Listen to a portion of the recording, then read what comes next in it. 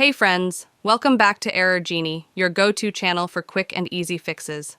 In today's short and simple video, I'll show you how to fix the lock icon bug in S.T.A.L.K.E.R. to Heart of Chornobyl. If you've encountered a pesky padlock icon while playing, don't worry, I've got a straightforward solution for you. Let's get started. Step 1. Download the required mod. Visit the Nexus Mods website. The link is provided in the description below. Log in to Nexus Mods. If you're not logged in, you won't be able to download the mod. Manual. Download. Click on Manual Download, then select Slow Download to save the mod to your PC. Step 2. Extract and copy mod files. Open the downloaded file. Locate the file in your Downloads folder and extract it. Access the mod files. Inside, you'll find 4 mod files.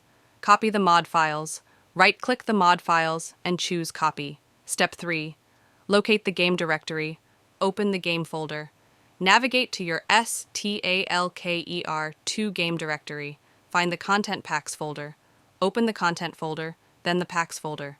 Create a Mods folder if it doesn't exist. If there's no Mods folder, right-click, select New Folder, and name it Mods. Paste the mod files. Open the Mods folder and paste the copied files. Step 4. Use the in-game command. Launch the game.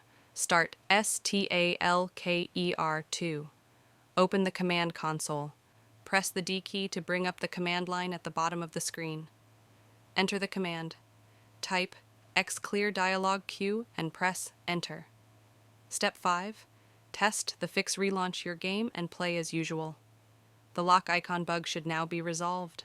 And that's it, friends. If this guide helped you fix the lock icon bug, be sure to like, subscribe, and hit the bell icon so you don't miss any of my future troubleshooting tips. Thanks for watching, and I'll see you in the next video. Happy gaming!